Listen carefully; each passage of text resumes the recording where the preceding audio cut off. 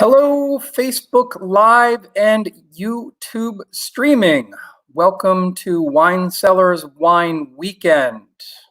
Thank you for joining me. We're looking forward to today's presentation. I've really been looking forward to today's presentation. Before we get there, I am Lee Schlesinger. I am the Vice President of Portfolio Management and Wine Education here at Wine Cellars, an importer that's been around since 1977, family owned by the Sager family, and our relationships go back a long time with almost everybody we've been talking to. I've been working with the company for 19 years. We're going to be talking to, I'm so excited for today. I'm tripping over my own words. So let's back up a little bit. My topic for today is very exciting. Riesling, one of my favorite grapes, maybe my favorite grape, certainly my favorite white wine grape. Super versatile. Okay, we got Riesling. Where is Mecca for Riesling? Mecca for Riesling for me is Germany, and specifically in Germany is the Middle Mosel. So we're going to take a trip to the Middle Mosel, to my favorite Riesling wine producing region, and we're going to actually talk and taste wines from one of my favorite producers. So we're 3 for 3 on this one right now. So we're going to taste the wines of Dr. Thanisch. We're going to taste a Riesling QBA Fine Herb, a Bernkasseler Badstube Cabinet, and a Bernkasseler Dr. Cabinet. And for number 4, for the 4 for 4, we're going to talk to one of my favorite people, one of my favorite producers, one of my favorite people with one of my favorite grapes in my favorite region. So I will introduce Max Ferger, who is winemaker extraordinaire for the Dr. Thanisch estate. Welcome. Hi there. Hey, buddy. What's up? That's a shout out, bro. That's a shout out. Absolutely. Welcome, guys. Pleasure to meet you guys. Even though I cannot see you, but I hope you're all sitting in front of your screens. Yeah, we got a few eyes I can see. Don't get nervous, but Paul Anheuser is watching. So. Oh my God. Hi there, Paul. What's up? Hi to Paul.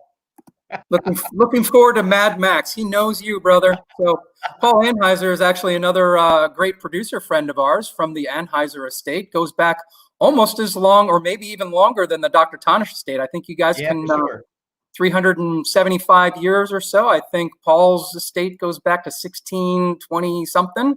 Yeah, so we've got a lot of heritage here. I think he's 14 generations. The Thanisch family is equally as long.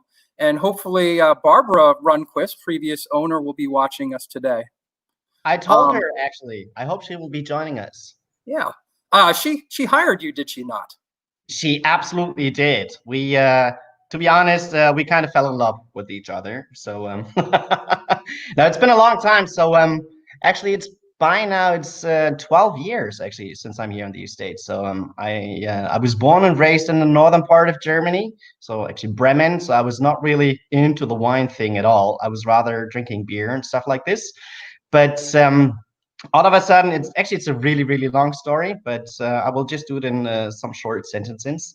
So my actual plan was to become a veterinarian, because I grew up in the suburbs, not directly in the town of Bremen, and my dad was a big hunter. I'm a big hunter as well, and so I was always addicted to animals, kind of. So this was actually my plan, but then suddenly it worked out not that really good, honestly. So it took me about 3 years to get a place to study, but that did not work out really properly. So then all of a sudden, this always happens in nice stories. I've met a nice girl, and I fell absolutely in love with her. And but then after, well, roughly 1 or 2 months, she said to me, "Listen, Max, I've got a really, really nice job offer." So she had to leave to Albania for roughly 3 months. And this was just like, are you kidding me? Albania? Together, this project was built up together with French and Italian people. So I was a little bit like, all right, okay, that's pretty awesome. So I had 2 choices. One was just join her, protect her, break everyone's neck down there. But I've chosen the second choice. So I went into my favorite bar and trying to get rid of this situation. Let's put it like that. But well, when I was sitting there, I've met a nice young man Paul. And Paul was studying viticulture and enology in Geisenheim, which is the only university in Germany where you can study this. And I didn't even know that you can study viticulture. I was just like, okay, well, sounds not too bad. So we got into the conversation, and this was that much interesting that, well, the night ended up like we left the bar at roughly 5 o'clock in the morning. So sun was rising. So we went back up his place, his home place, and his father was a huge Riesling lover and a Riesling collector. So we went into his private cellar, took out a really old bottle of Riesling, and I was blown away. I was just smashed. I was just like, Jesus, if I want to do something. Moments. I think all of us in the industry have one of those moments where we taste wine and we have epiphanies, and it changes the course of our lives, which it happened to you. Absolutely. So I thought, so, oh my God, this is amazing. And then Paul told me what is possible whenever you do this and whenever you graduate. And so I remember when I woke up several hours later, I did not have a headache, so just due to Riesling. Thank you so much. And then I went back home and told my parents, "So listen, Mom, Dad, I'm gonna be a winemaker." And they were just like, "You're still drunk, dude. Okay, something's happening with you." And I said, "No, this is something really, really interesting." And they were just like, "Okay, if you think that's a good idea, why not just give it a try?" And that's what I actually did. So I went to several estates down into the Rheingau, where the university is situated, which is quite close to Frankfurt, just roughly 20-minute drive, roughly. And then before you start your studies, you have to do some kind of internship for roughly half a year. That's what I did. And in Germany, you say when you like something really, really bad, you start to lick blood. I've licked blood.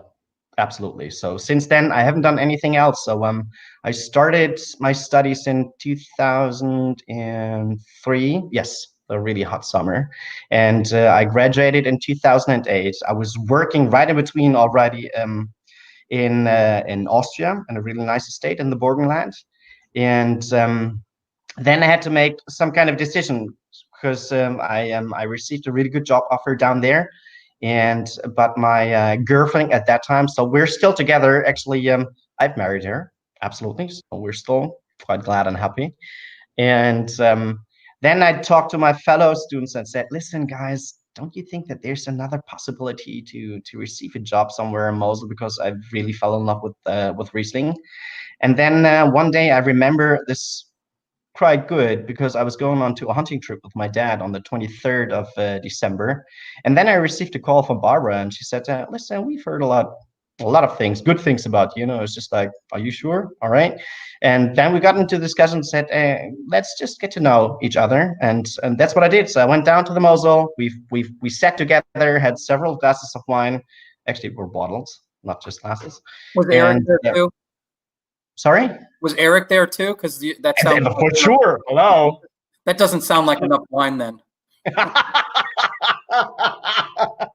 No, but it was awesome. So we really got into a huge conversation, and like I said, we kind of fell in love with each other. And I said, "Listen, that's a huge and big risk for you guys, because I'm not really into the wine thing already. I just did my studies for roughly 3.5 years. And are you really sure to take over the whole estate? Because it's really one of the oldest estates along Germany." And they said, "Listen, we like your philosophy, and we think this might be a really good idea." And I said, "Okay, why not? Let's just give it a try." So that's what I did. And look, I'm still here, and I'm still doing good, and I'm still loving it. Absolutely. So since then, a lot of things have changed, that's for sure. But we grew a lot. Actually, we've got several more vineyards. We've built a new estate in 2015, which was actually kind of my dreams. And build a new I'm wine. happy. Yeah, absolutely. And the wines are still good. I've got to know the wine cellars family all together, and one of the nicest families I've met. Absolutely. Cool guys. That's terrific. We love having you on board, Max. We've enjoyed you for the past 12 years. You're a relative youngster compared to some of our relationships out there. And absolutely. When you started at the estate, I think you were the youngest vine that was planted there.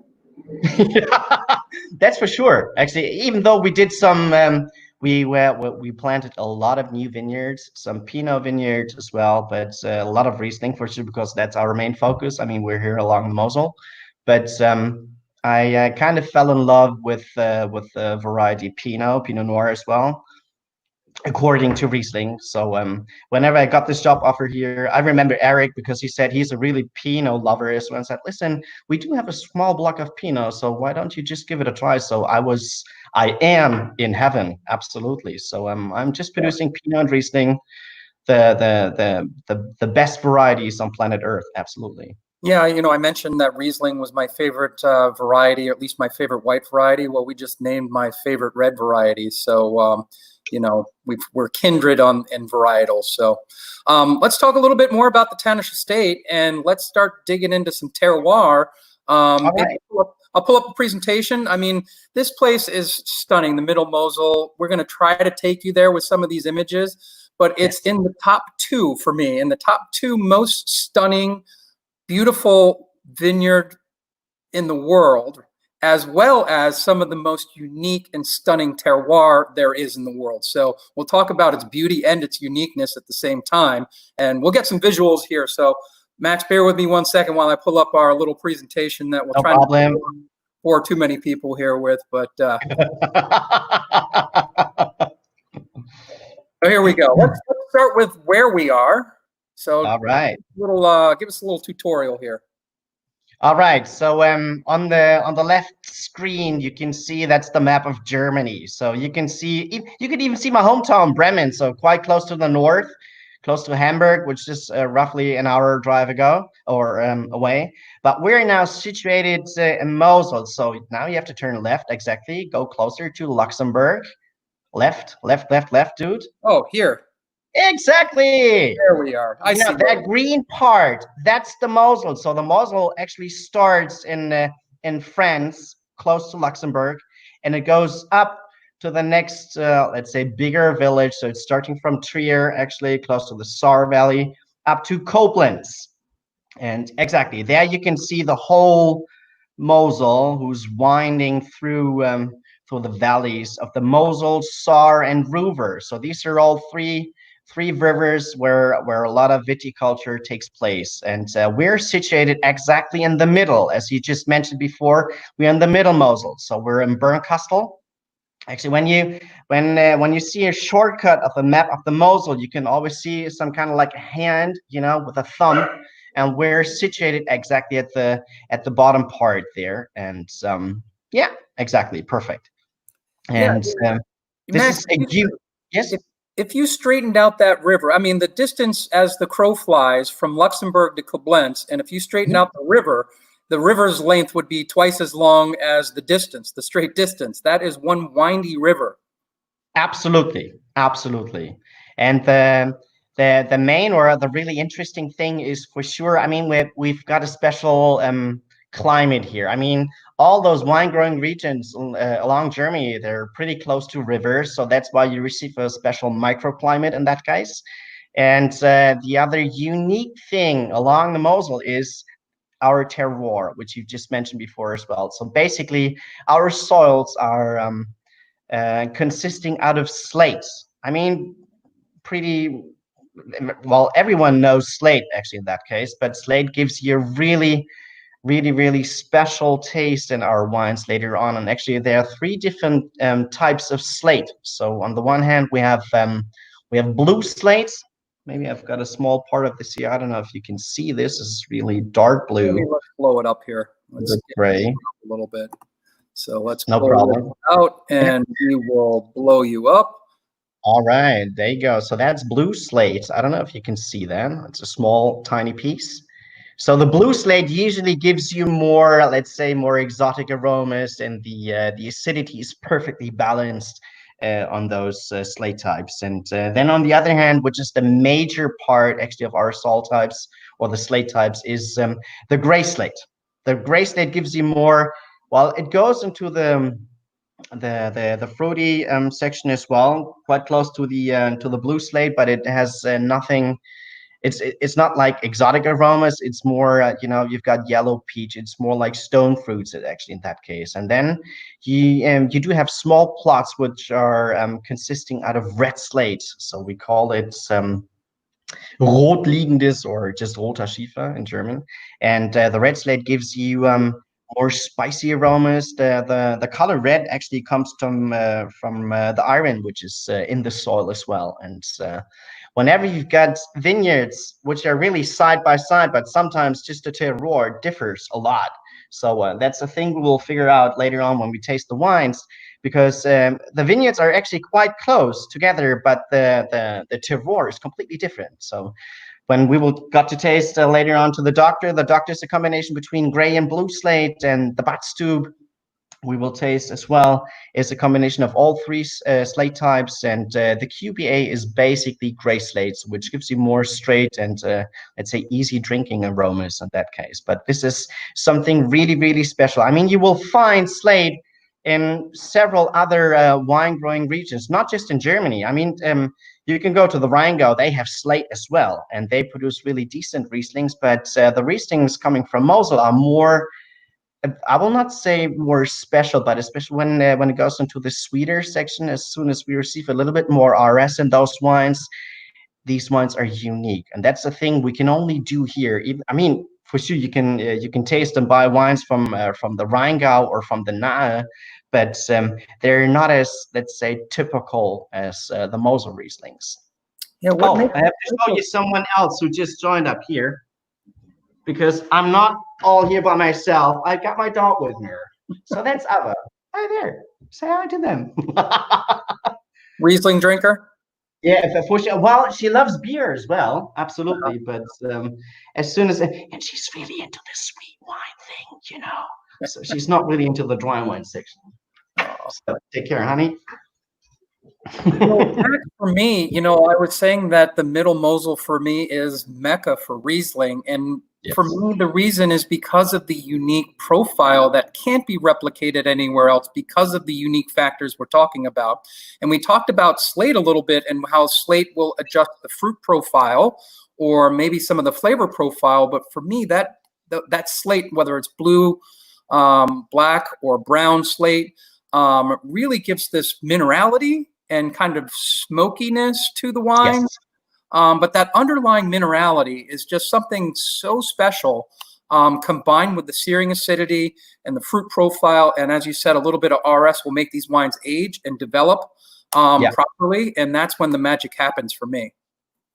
That's for sure. I mean, this was the thing which opened up my eyes, and I was just like, what is this? I haven't tasted such a wine in my life before. I knew wine for sure, and I knew different varieties for sure. But whenever I got to taste Riesling, and it was just, it blew me away. And the magic thing about Riesling actually is that Riesling, comparing to any other white wine variety, is that Riesling has the highest amount of natural acidity, which preserves those wines over years and ages. So that's why you can easily open up the bottle, which is, let's say, 10, 15, 20 years old without having no problem, no matter if it's a sweet wine, semi-sweet, or fine herb, the new term, or even the dry wines. They're just amazing, absolutely. And that's a thing you will not find in any other white wine variety.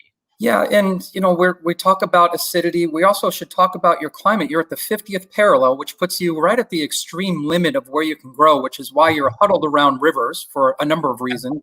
To protect from frost, to get reflectivity off the river. The river actually creates some movement so that it moves the air and keeps frost. You're on steep hillsides, which give you the right aspect, the right angles.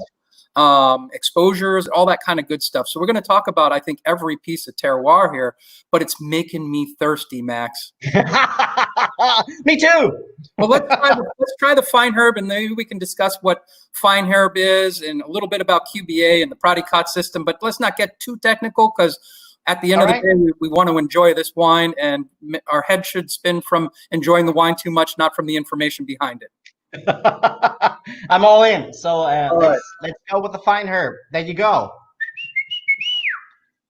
Love it. All right. So the QBA, which we'll be tasting today or right now, is it's vintage 2018, And QBA actually means, well, the exact expression in German would be like a Qualitätswein bestimmter Anbaugebiete. So in general, you can actually say in Germany, for sure, we've got this wine classification and those special wine laws, which nearly every wine growing country has, but the German one is quite specific, to be honest. And I know it's not that easy. It really depends on where you are situated. And I've met several winemakers who are still not really into that whole thing. But in general, like I said, you can say you have two different types or say grades of wines. On the one hand, you have those QBAs, those Qualitäts wines, which are no matter what kind of variety it is, and no matter what kind of vintage, it depends on. It's always usually the decision of the winemaker if I ferment it dry, sweet, off dry, or fine herb, the new term. But the thing is, whenever you produce QBAs, you are allowed to blend those wines, so up to 15%, no matter what kind of vintage, and you're even allowed to add a different variety, which usually no one does or makes actually in that case. And the other major point is that winemakers would be allowed to chaptalize those wines. To chaptalize the wines means that we're allowed to add sugar to those wines. This does not mean that we need to add the sugar to raise the sweetness level. It's just like a matter of to raise the alcohol later on. So it's just basically whenever, well, many years or decades ago, we were not hit by the global warming, honestly. So it was a really rather cool climate area around here. So when people started picking grapes, the RS in those grapes at the time of picking were not that high enough. So, and people said, okay, we want to produce a rather light, semi-dry alcohol Riesling.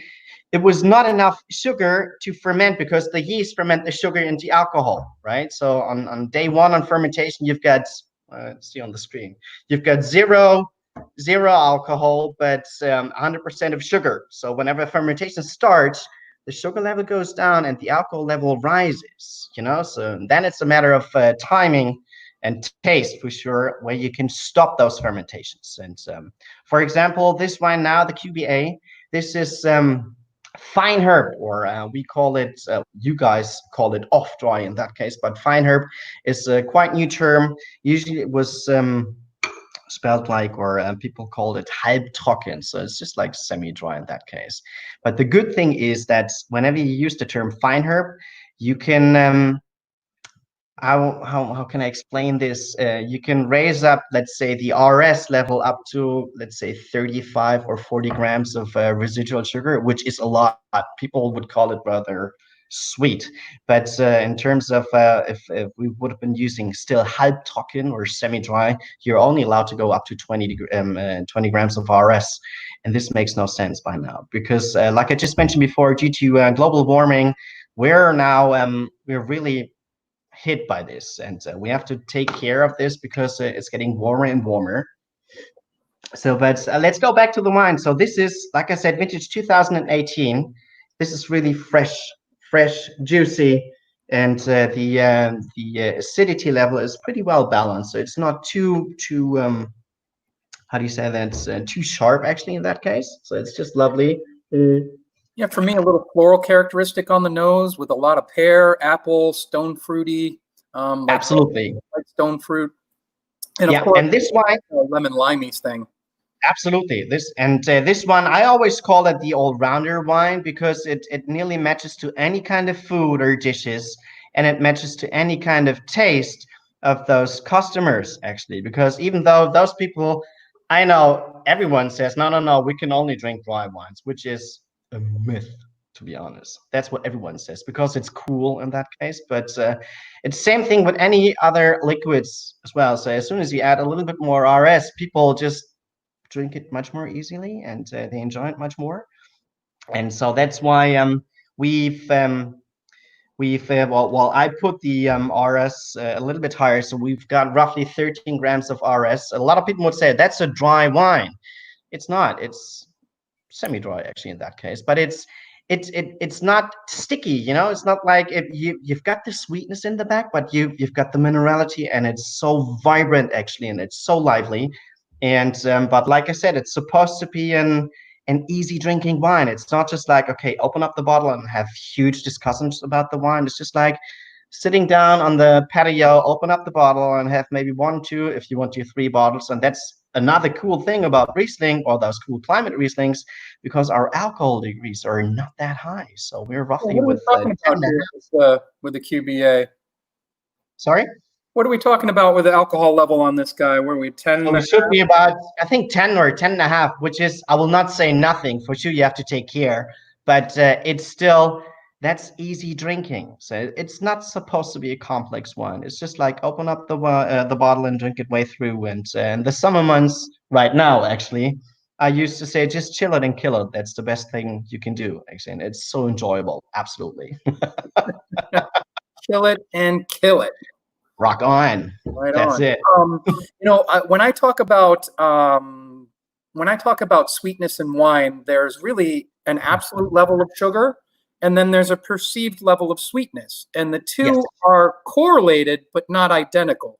Meaning, depending on the amount of acidity in the wine with more sugar and higher acidity can actually taste drier than a wine with less sugar and less acidity.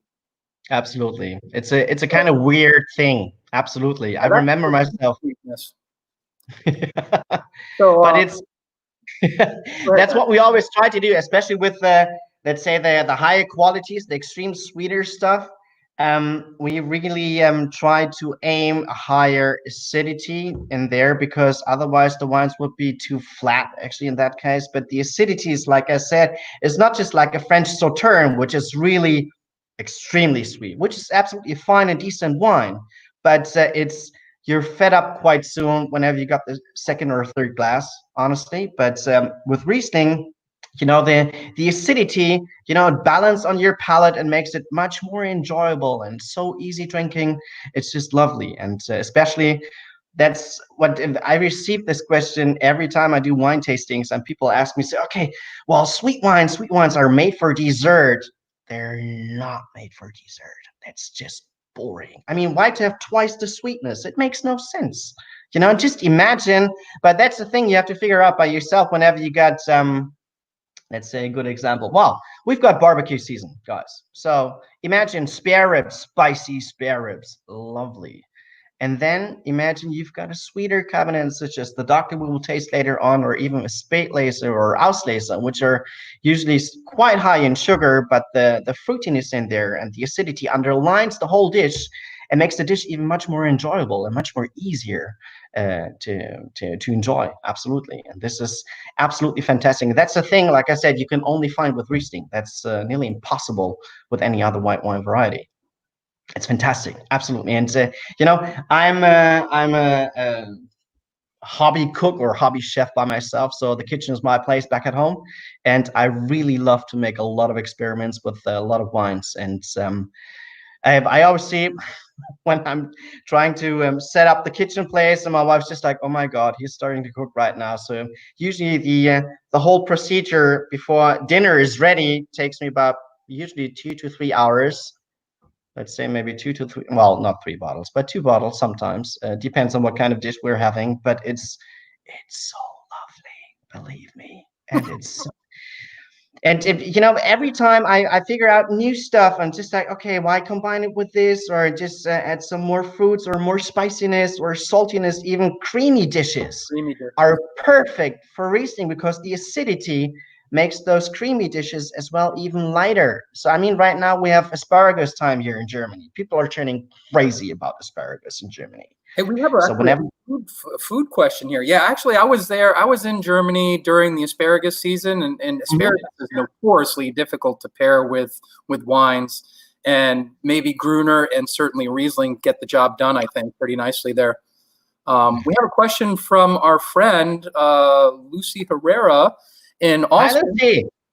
Lucy is in Austin, Texas, and I believe works for MPWS, our wholesaler down there, so she knows your wines well. She asked, what cheeses would you pair with your wines? I won't tell you. No, Lucy, to be honest, I'm not really the cheese guy. So I love cheese whenever it's melted, and so I can put it on pizza, on pasta, whatever. But I know I've tasted all.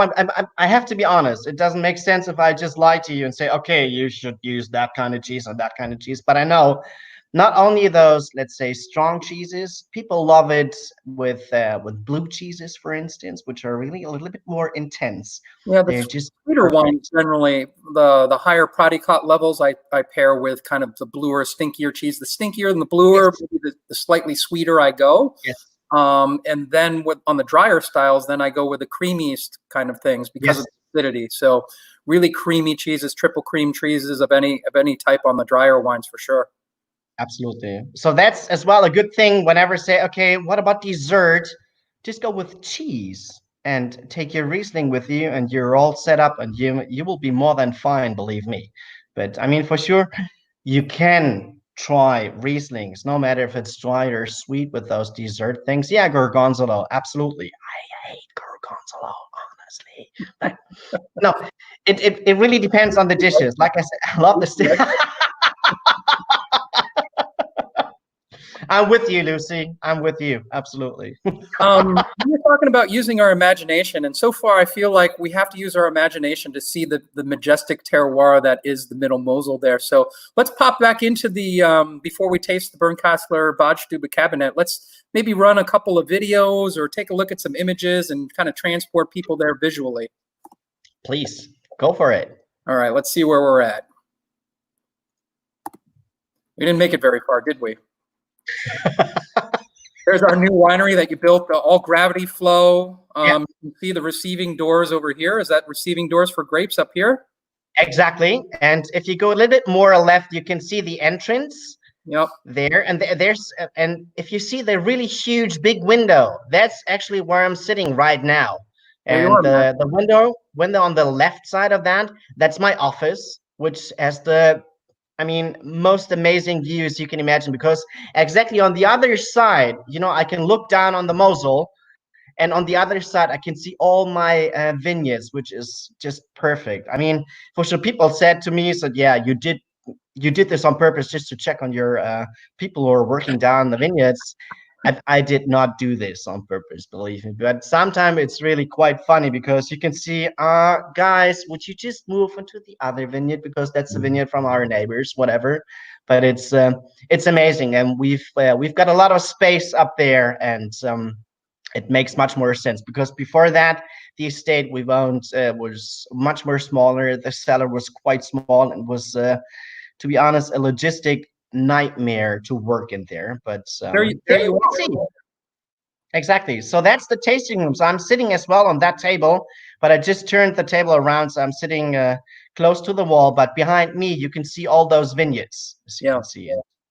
And It's just so those are amazing. so you're what, on maybe the north side of the river here currently, where the winery Yeah, is? Yeah. exactly. Exactly. So nearly all of our vineyards are facing southeast, which is quite good. I mean, by now, I told you before, due to global warming, nearly any kind of vineyard you find along Mosel, even though if it's flat or steep, there you can see my dog down there, Ava. She loves to drive forklifter, as you can see, and she loves grapes as well. So I've got to be careful with that, because it's not really a good thing to give dogs the grapes. Yeah. So Absolutely. were you actually fermenting here, or was this just a barrel room, or was this storage, the doctor cellar? No, this was actually, I mean, the Dr. cellar, this was the origin of the winery itself. So this is where everything took place. So when we received the grapes, they were pressed outside, and then they were put into those wooden barrels. They're not just like those barriques, as most of the people know. And the barriques, they contain usually 220, 225 liters. But these barrels are made from German oak wood, coming from this region surrounding us here, and they contain about 1,000 liters of wine. That's a lot, and they're called Fuder cask, or Fuder Fässer in German, and they're not toasted at all. But due to the thing that I love wood, absolutely, and as soon as you put a wine in one of those barrels, the wine is able to breathe, and it's the aromas are becoming much more complex whenever you ferment those wines in there. And the good thing about the Dr. cellar is that or not just good and interesting and unique thing is that this cellar is actually one of the oldest cellars around that region here. So it's roughly 400 years old, and it's carved out of the rock, which is just beneath the famous Burgkastel Dr vineyard. And another really interesting thing about that cellar is that we've got a constant temperature in there. So it's roughly 10 degrees. So in Fahrenheit, this must be roughly 50, 45, 48, something like that. And so in that case, I do not need any cooling system in that cellar at all, because it's really cold, and it's we've got a high humidity in there. So these are perfect conditions for fermenting and storing our wines in there. And you can see on the right picture, that's our treasure room. And there's actually a nice story about this treasure room, because well, you all know we had the World War around here. And so we had a lot of Nazis, and later on we've got lots of French forces, and believe me, they were more than keen in drinking all the wines or even destroying all those wines. So the estate manager back at that time was a pretty smart guy, honestly, and when he saw how this could or will develop, he decided to build a false wall just in the back of the cellar. So whenever the forces or the Nazis went into the cellar, they just saw this wall there and didn't know that there could be something more behind the wall. But this was basically it. And unfortunately, after the World War, the estate manager passed away. And then many years later on, I think it was beginning of the 70s, a new estate manager was here, and he went to this. We've got an annual wine festival here in the town of Burgkastel. It's always on the first week of September. So everyone who's keen on visiting Mosel, just keep an eye on the first week of September, and you will have one of the most interesting and nicest wine festivals around here. But anyhow, he sat down there on a table, and then a young guy came up to him and said, "Hey, what about the old Dr wines? What about the 1921 TBA in your Dr cellar?" And he was just like, "What are you talking about, dude? So I don't know anything about this." And well, the funny thing about this was that this young guy, he told them the story that his grandfather actually told him, because his grandfather was a worker here in our estate, and he helped up building this false wall in the cellar. So the estate manager got eyes like that and was just like, "Got it? See it?" So he ran back home, took a sledgehammer, went back into the cellar, and knocked on every single wall in the cellar just to search for this hollow sound. And well, he found this wall. So he knocked it all down and rediscovered all those wines. So since then, we're not just happy, glad, we're even more than famous to have a huge stock of really old wines. And the oldest one we've got down in the cellar, that's actually one of the bottle I'm holding there on the picture, is vintage 1921. And the quality level is a Trockenbeerenauslese. So that's actually the highest quality level defined by the German wine law. And this was the first Trockenbeerenauslese ever made along the Mosel region, and it came from the Burgkastel Dr. And they even sold it or put it into an auction in, I think, 1980 at Christie's, and they sold one small tiny bottle containing 375 milliliters for roughly 11,500 Deutschmarks. So as you can imagine, this was in 1980, or I think it was 85, something like that. That this price went up by now much more higher. And yeah, I think the exchange rate was about what, 2 point something Deutschmark, so that's the equivalent of $25,000. Absolutely. And a lot of people still ask me, so yeah, right, that's a really nice and cool thing to show off, but it's impossible to drink those wines. And I said, no, not really, because the thing is, I remember myself, this was quite at the beginning whenever I started here. We've had an amazing tasting in 2010 with another winery, which owns a huge part of the Burgkastel Dr. with the estate Wegeler.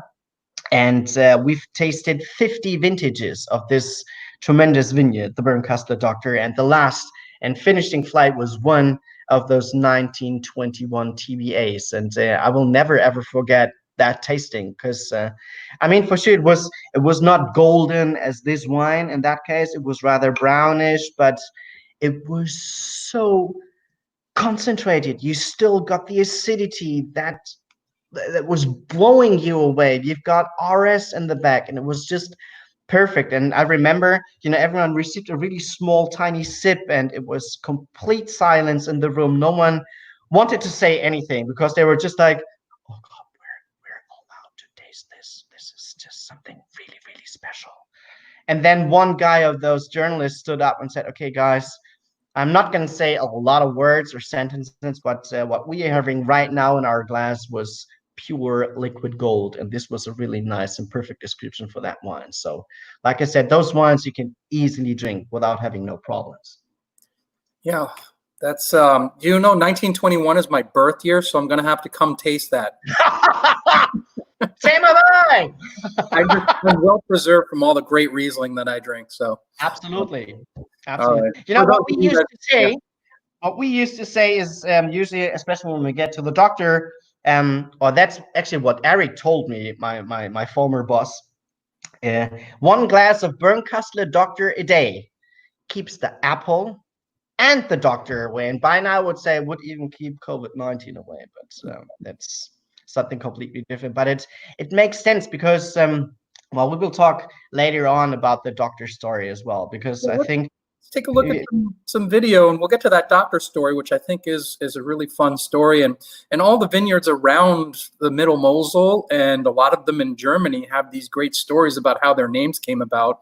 And the doctor may be the most unique and Yes. special. But let's take a look and see some images. We've seen we've seen the winery, we've seen the doctor cellar, but we haven't seen much for vineyards. So let's take a peek here and see what that majesty looks like. Absolutely. Hit it. So that's Bernkastel, no? Absolutely. Sits right below those vineyard sites. So it's so steep that they have to be single posted. Yes. That's as well a good thing. Whenever you see those single pole vineyards, you can say, okay, that's one of those older vineyards. People tend to be calm and listen. For me, that is exactly how it is with wine. When I try a wine, I tend to look for a quiet moment and give the wine proper time. I'll often find myself closing my eyes, and I never stop at the primary aromas. Instead, I take a second or a third sip and let the wine finish its story.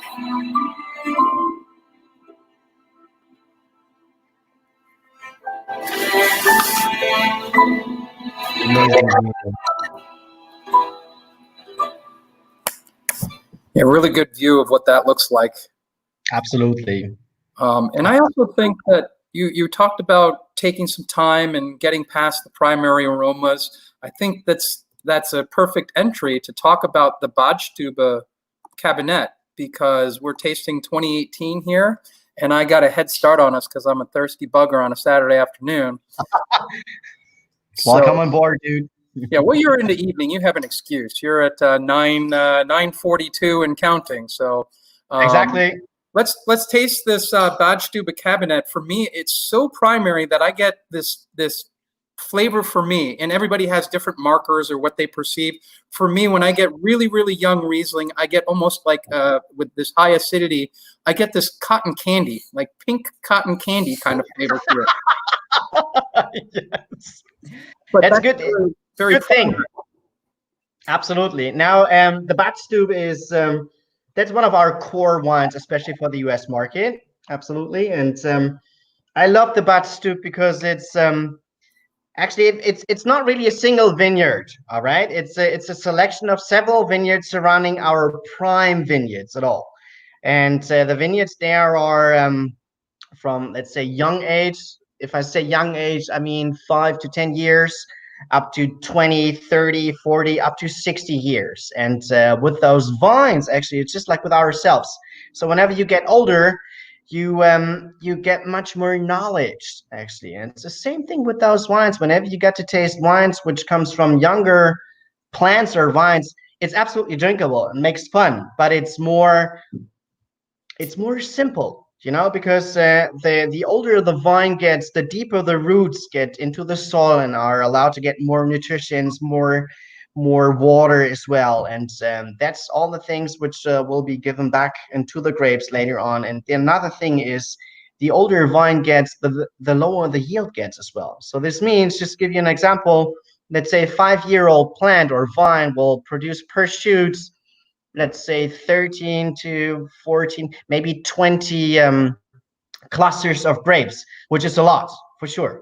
But you can produce wine out of those clusters, absolutely no problem, but it will not be as powerful or complex comparing to an older vine, which is, let's say, 40 or 50 years old, because an older wine would just produce, let's say, maybe 8, maybe 9 clusters per shoot. So all the concentration, all the power the plant receives out of the soil needs to be cut off or split it off in all those clusters. So this means the lower the yield, the higher or the more concentrated the wine will be later on. And the Bud Stoup is just a perfect wine, just showing that, because it has everything. We've got those younger ones and up to the older ones, and it's decent. And even though that's rather sweeter Cabernet, so we've got roughly 45 grams of RS, a lot of people would be like, oh my God, that's sweet.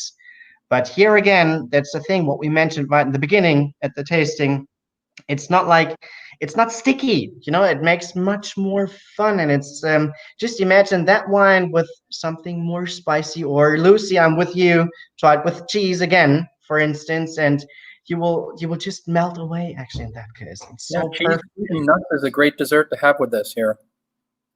And I get, in terms of flavor profile, right off the bat, all that minerality jumping right out of the glass. I mean, literally jumping out of the glass. Didn't even have to get my nose anywhere near it before I could smell the minerality. And then it's so juicy, like this peachy kind of, I don't want to say canned peaches because it has a negative connotation, but for me, but a vibrant, fresh, like preserved peach, should I say. Absolutely. And it's kind of like concentrated. And the other thing is that it's what you just mentioned, it's not just built on the primer aromas. Those primer aromas, these are usually those wines.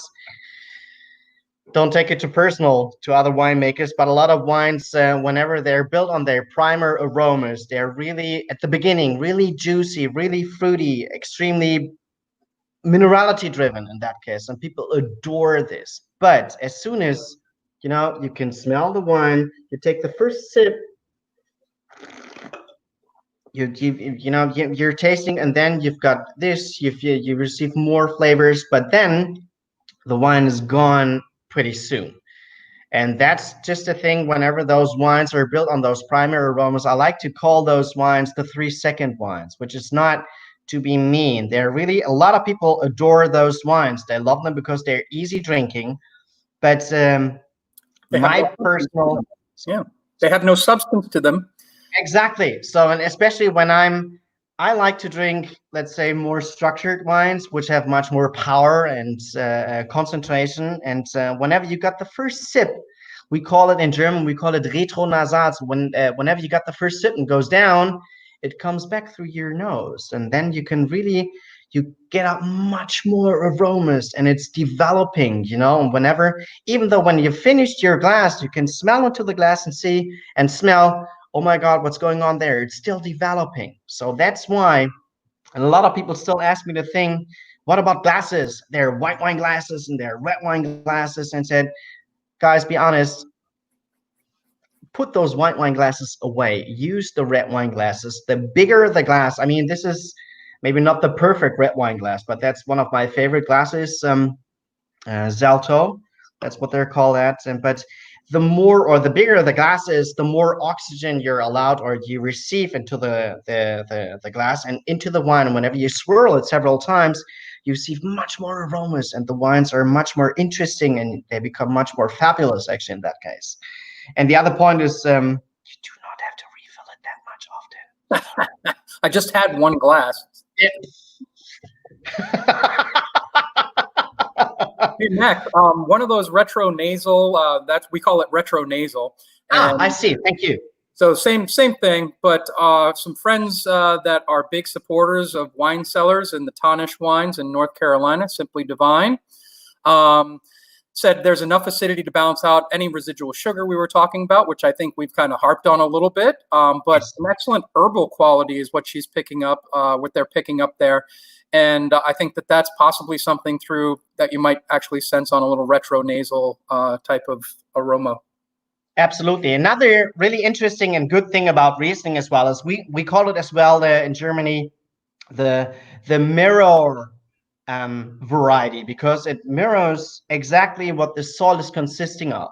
Okay, and then it really depends on well, we are members of this Fair and Green Association, which takes more or is focusing on sustainable viticulture. So this means we're not adding any additives to our wines, and we're fermenting with natural yeast.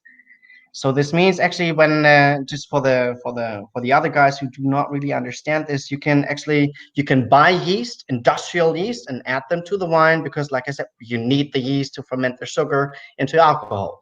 So you can buy those industrial yeast, which are for sure quite good, and it's an easy thing to use, these kind of yeast. But whenever you're, let's say, a lover of, let's say, those peachy aromas, you can even buy those aroma yeast if you like to. Add this to the wine, and you will receive a wonderful peachy aroma or flavor later on, which is for sure nice. But again, there you have those primary aromas, and the wine's only built on those aromas. And as soon as that's gone, and as soon as this wine gets a little bit older, you know, it dissolves in that case. Yeah. So whenever you substance. Yeah. So whenever you use those natural yeasts, and just to give you an example, whenever you use those industrial yeasts, it's just one stem of yeast which ferments the wine in one way. It's just one cook, okay, which is fine, absolutely. I will not say that that's a bad decision, not at all.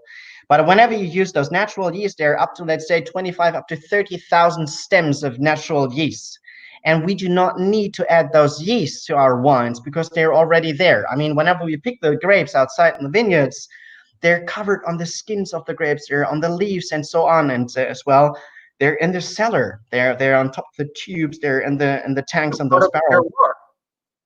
Exactly. And those yeast, and there are several yeasts which become active while fermentation. So in that case, you have several more cooks in that case, who will ferment or will just define the flavor and the taste later on. And that's why those natural fermented wines are, in my eyes, much more complex, you know, because, let's say, for example, stem one starts to ferment at day one, and then it will last until maybe day 5 or day 6 because the alcohol level is rising. And then stem one says, okay, that's way enough for my, I'm out. So next one takes over, and then who says, okay, I'm going straight forward, and then this will continue and up to, let's say, 4 to 5, maybe 6 stems of yeast.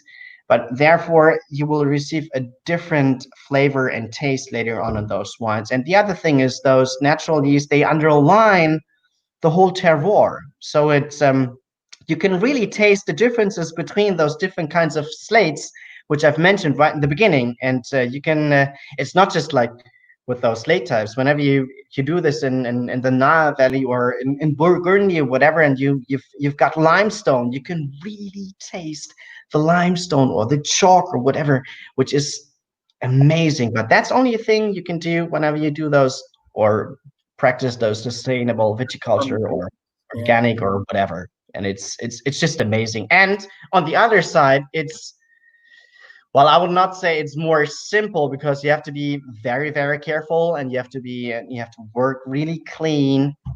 Instead of whenever you use the industrial yeast, you can say, okay, let's have a look at the time. Maybe in 3 months, the wine will be completely fermented through. It's bone dry. You can filtrate it and put it into the bottle. And sometimes, okay, I think we've got some wild boars outside, and my dog just ran out. Don't let Go get them. Sorry, but now back to the fact of those natural fermented wines are just much more, I would say, even more enjoyable, and they can tell you stories. You can really read out of those wines what happened to the wine. You know, was it fermenting long? Was it fermenting just short? Did you add some some stems to it, because you can really taste tannins on those things as well. And these are all things, whenever you use those industrial yeast, it covers the wine, which is okay for sure, but it just pushes you into one direction. They're rather one-dimensional in my personal point of view. But those naturally fermented wines, they're rather three-dimensional and they're more enjoyable. But like I said, my personal point of view, there are a lot of people who said, no, listen, if I go back home to my parents' place, my mom, she loves those easy drinking, one-dimensional wines. She says, Mom, if you love them, go for it. Why not? It's absolutely, I'm fine with that, for sure. But us nerds, we like that complexity and the expression of terroir that you only get with natural fermentations.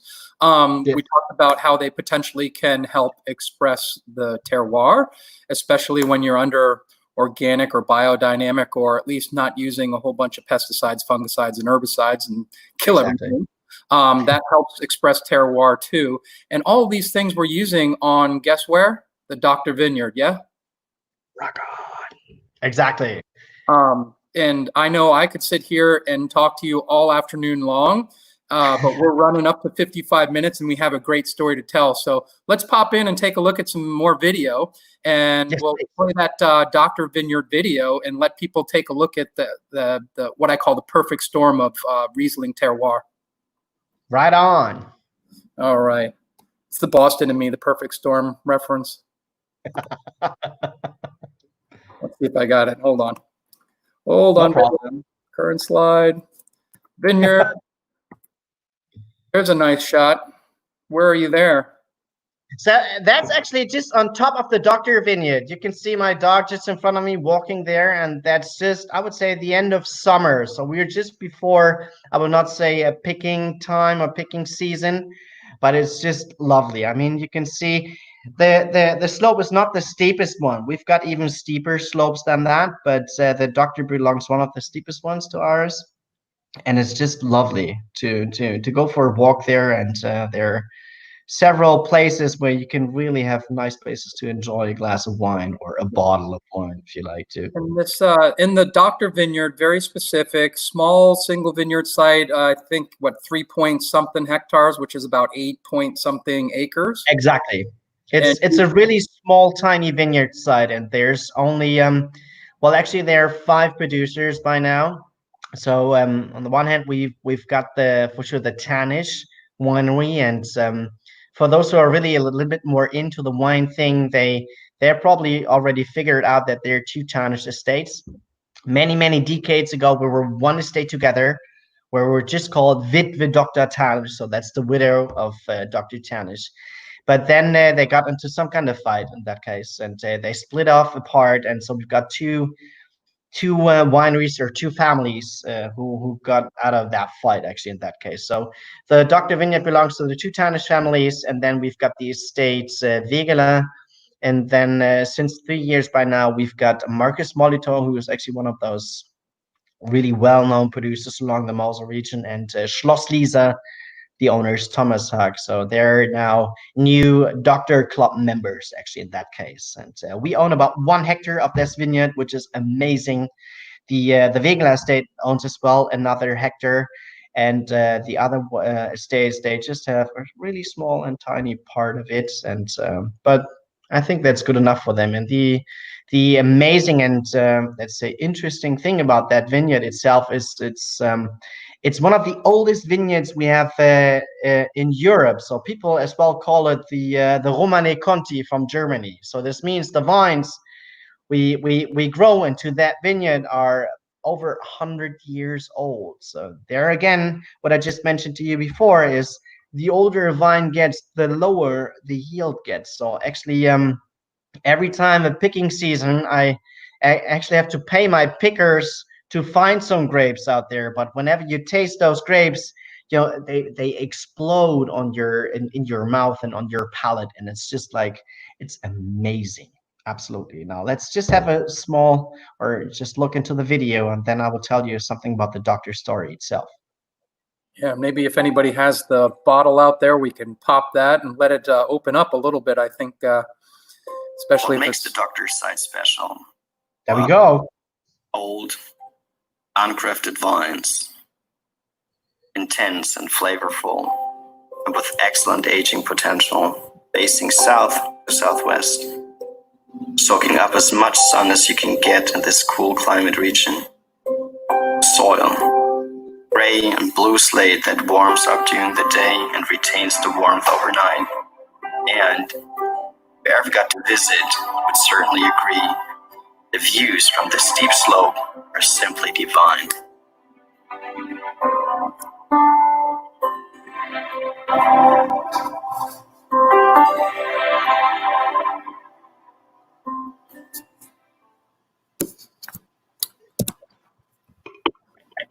It's fantastic, absolutely.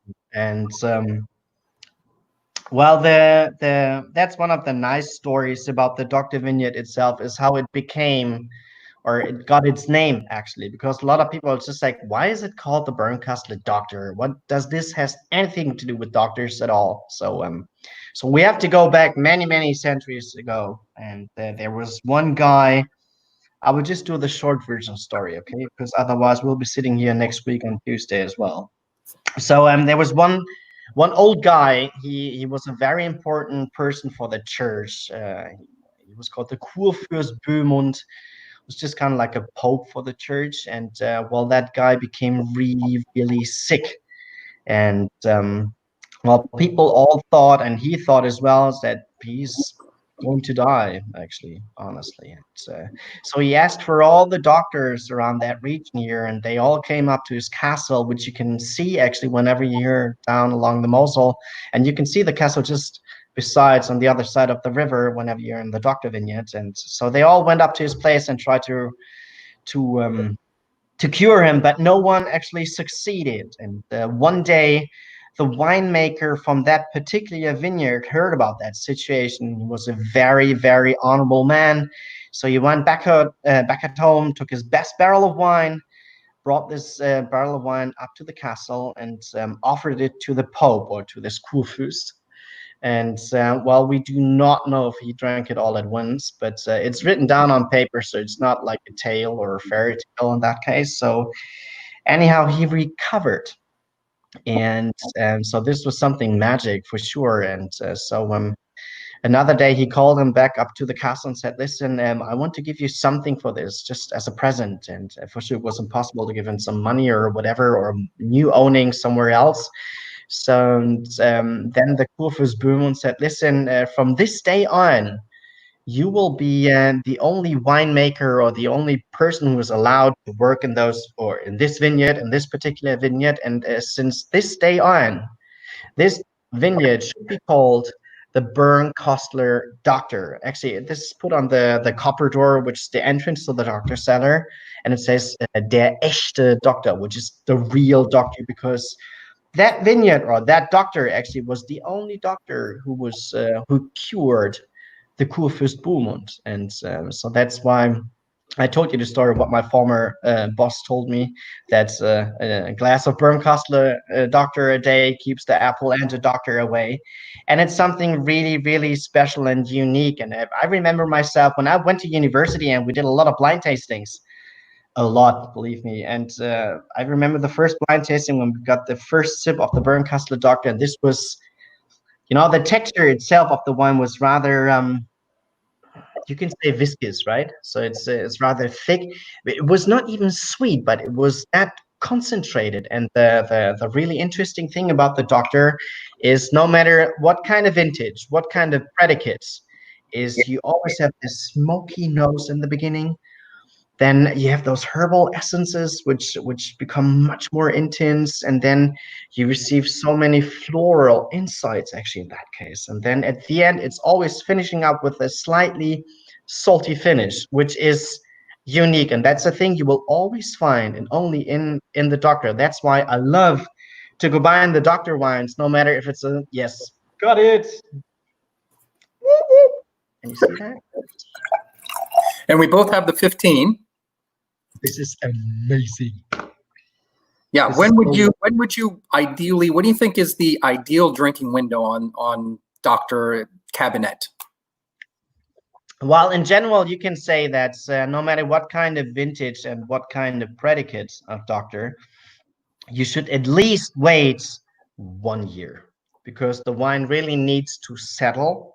Because it's just like whenever you bottle the wine, it's just like, oh my God, I'm completely through this. And it's just like, it has to calm down in that case. But especially the Doctor wines, they need more time to develop, and then they will show up their whole potential. And even though this is 15, a lot of people would say, oh my God, geez, that's an old wine. It's not at all. I mean, when you got No. to taste this, you still got the acidity, which is so fruitive and so vibrant, and it's so lively. It's just like, geez, what's happening here? And then this is what I love and what I adore whenever I had tastings, and people are just like, okay, especially this huge wine fair, the Pro Wine we have every year here in Germany in Düsseldorf, which is one of the biggest wine fairs on planet Earth.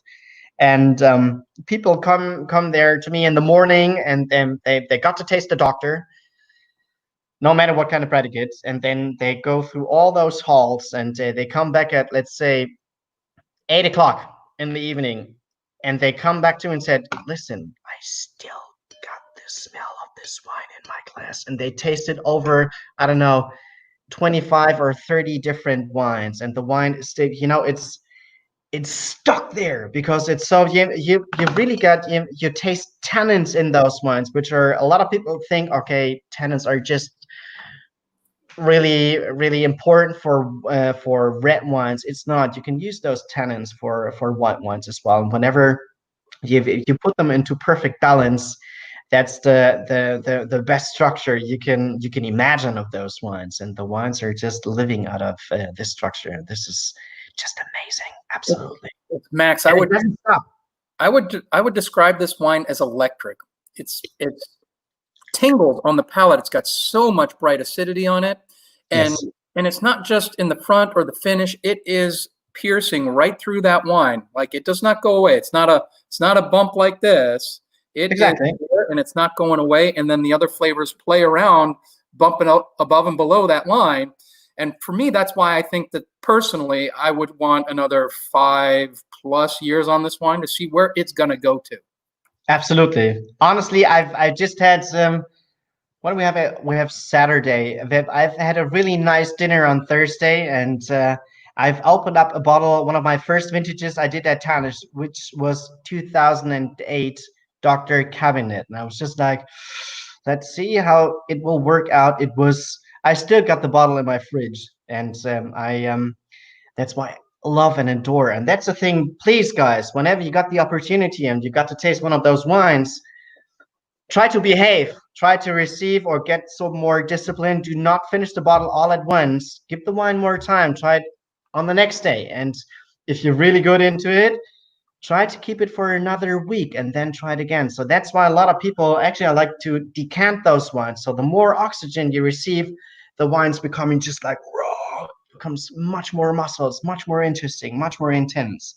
And that's as well a good thing or a fact of, let's say, well-balanced and high-quality wines. Absolutely. This is just Here the what we call in the wine business is dry extract, and yes. Riesling is notorious for high extract, and part of the reason why that, since it is a cool climate grape, meaning it can ripen properly in a cool climate, a lot of grapes just don't have that dry extract, which is flavor potential and all the flavor that we get out of the wine. So Riesling can actually create a lot of dry extract in a cool climate, and this thing is loaded with dry extract. It is a weighty white wine. It's not oaky because you don't need oak.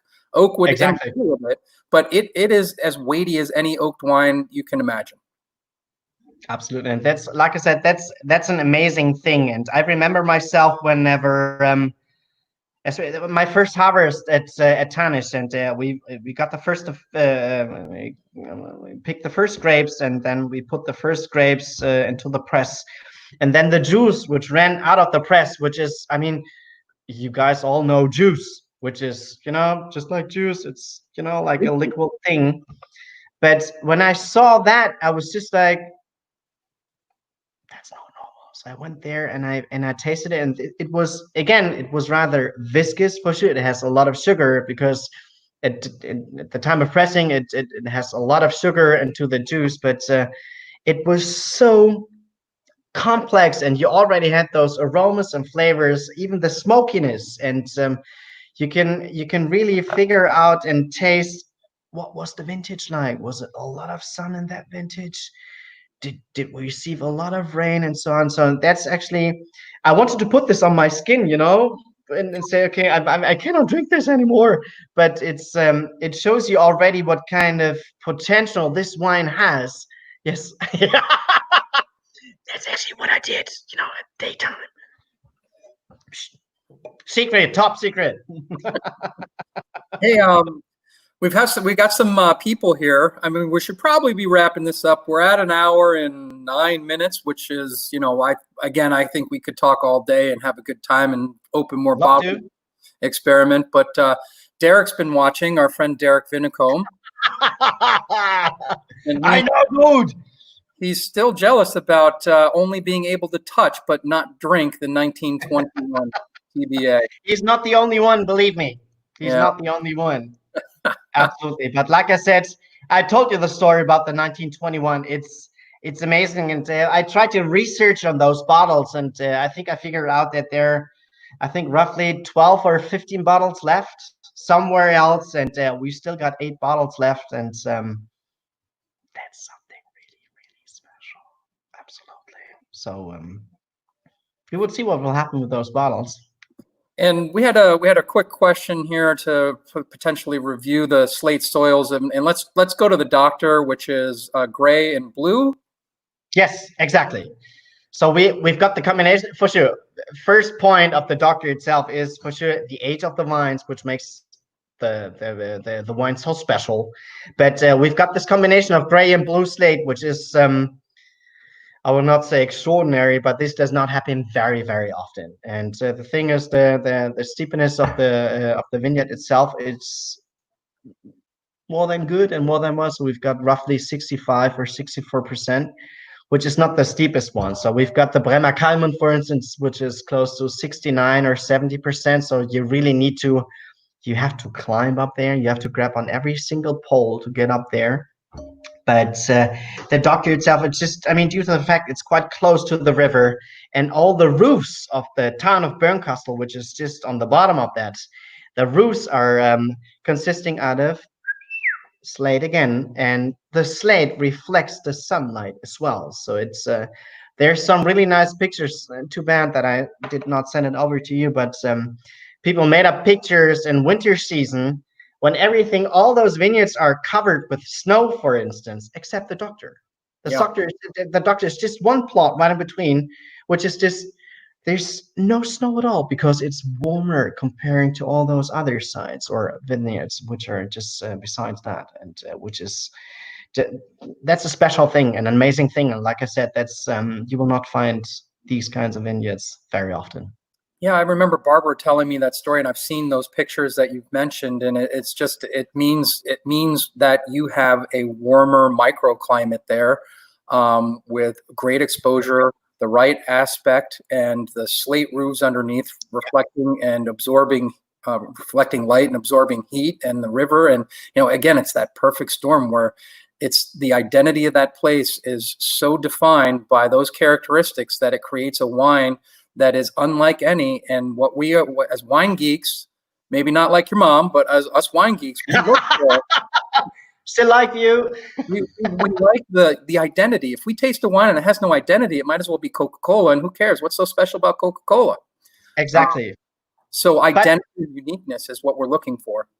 Absolutely. Like I said, that's the fingerprint of the wine itself. And for sure, as a winemaker, you can give your, let's say, special fingerprints on your wines as well, and people will taste this as well. But the vineyard itself and the terroir is that much important. So as long as you receive, it's okay. You can buy vineyards all over, everywhere, but it's not the same thing. For sure, it depends on the soil type, for sure. And I will not say that Slate is the only one, the best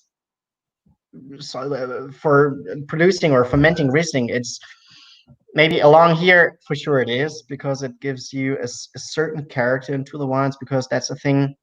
even though, like I said, a lot of people are still Riesling lovers and fans. And I've tasted Rieslings from all over the world. I've tasted Riesling from New Zealand, from Washington States, from South Africa. I've tasted Riesling from China, Argentina, but for sure they're kind of like the same due to the acidity, but you can always taste the soil type. And you can say, listen, guys, was this rather cooler region or was it a little bit warmer? What the soil is just like maybe not that intense, but it's just amazing. What we say in the industry is that Riesling is very terroir reflective, meaning you planted absolutely the mirror again.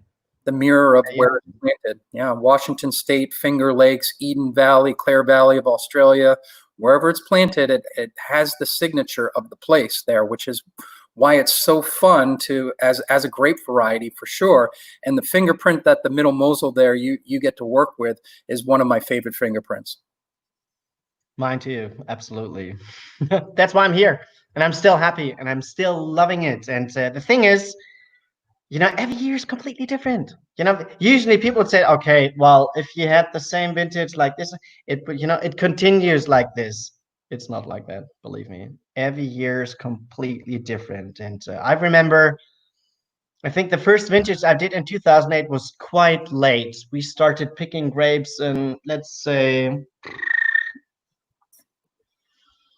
in the mid of October, maybe the end of October, and we picked grapes up to November, sometimes even December. By now, if I look back the last 2 to 3 vintages, we started picking grapes last year at the 26th of September. Everything is switching. So this means picking season starts earlier.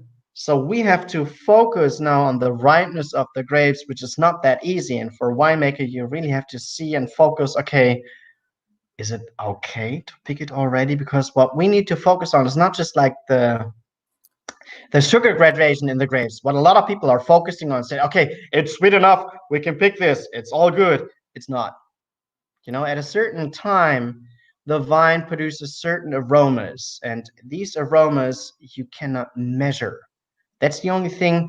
That's how we do it, actually. I go through all those vineyards, and you have to taste I will not say every single grape, but you can walk through the whole vineyard from up to down, and then you taste the grapes, and you take a look at the seeds whenever they're brown enough, and the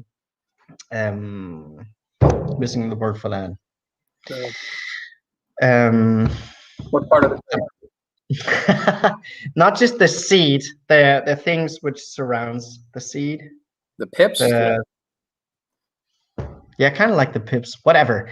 So they're not as sticky anymore comparing to the really matured ones, which are really brown. Whenever you got green seeds, it's just like they're not as bitter as those browner ones. Whenever you got those brownish seeds, and the pulp is pulp. That's what I was looking for. So the pulp is losing completely out from the seeds. Then you can say, okay, got it. Right now, we have to pick this now. And in general, you can say you cannot start picking the vineyard from the bottom up to the top, or the other way around. It's sometimes just like different sections in the vineyard. So I remember myself when we went picking the Dr. vineyard last year. I think we went into there about 9 times, roughly. And people were just like, are you crazy? You should start from the top and go to them. I said, no, I'm not. For sure, I could do it like that. But in that case, it was just like a uniform wine later on. It's just like, okay, that's one taste. But I want to wait, and I want to see, and I want to underline each section, each quality level, actually, on those wines. And this is what makes those special and so fun as well. Yeah, the analytics, meaning pH and TA and sugar levels, only tell you so much. They're a directional indicator, but we want to know what physiological ripeness looks like and phenolic. That's what it counts.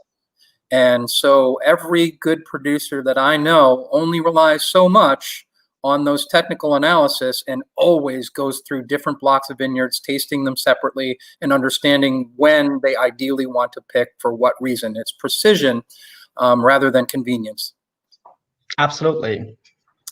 So Max, that was That was an hour and 20 minutes worth of good vine talk, huh? We could continue if you like to. Well, let people get to their days here. We'll let you get back to your dog. Do you know if your daughter was watching here today? Yeah, absolutely. I think she's back at home. I didn't see actually. I didn't see any comments. I was looking out for them. Me too, actually. So maybe my wife, she found a really good movie where she could look at. No. She texted me and said, "I can see you on Facebook." I said, "Yes, loving it, loving it." You want to shout out to either to your daughter, your family, or any of our friends out there watching? Love you. And well, Ava, she's somewhere around there searching for the wild boars because full moon is coming up next week. So I'm really keen on getting out into the forest. But right now, I will clean up here a little bit and do a little bit more mails. And then because we've got a holiday vacation, actually, we've got a long weekend. So the Monday is off here along Germany. So all right. Well, enjoy your weekend. Thanks for spending it with us. Always a pleasure. So whenever some of you guys are really into or like to visit the beautiful Mosel region, please feel invited. Write us an email, send us a text, or give us a call. And for those people who are just following us on Facebook, you can follow us on Instagram as well, which is I just have to double check. So that's hashtag Dr. So Dr. Thanisch, Thanisch, and you will find us on that channel as well. And thank you so much for having me. This was great, and I hope to see you and all the other Wine Cellars family hopefully quite soon. Absolutely. Yeah. We miss you, Max, and we'll get to see you sometime soon. I was thinking today that it had been 18 years since I last visited the Middle Mosel, or really any of the German wine growing regions. So I'm overdue for a visit, that's for sure. If we want to virtually visit, Max, come back and see us next Saturday. I know your neighbors down in the Rheinhessen. We're going to be with Ursula to do some stuff with the Schneider family next Saturday. I just talked to her several days ago on the phone. Absolutely. Don't miss this, guys. This will be awesome. Next Saturday will be fun. We'll talk about soil and rivers and expositions and all that kind of good stuff, and taste some really cool wines from the Schneider family. 6/27, June 27th, Paul Anheuser will be up. We'll go down to visit. Okay. So we'll have a few German friends on. In the meantime, I want everybody to enjoy a glass of Middle Mosel Riesling, preferably Dr. Thanisch. A glass of Dr. keeps the apple away and the doctor. Right on. All right, let's go chill it and kill it, and we'll see you on the flip side, my friend. Loving it. Thank you so much, Lee. Take care. And all the other guys as well. Stay well or stay healthy and drink well. So take care. Rock on. Thanks, Max. Enjoy your weekend. Rock on. Take care. Bye-bye.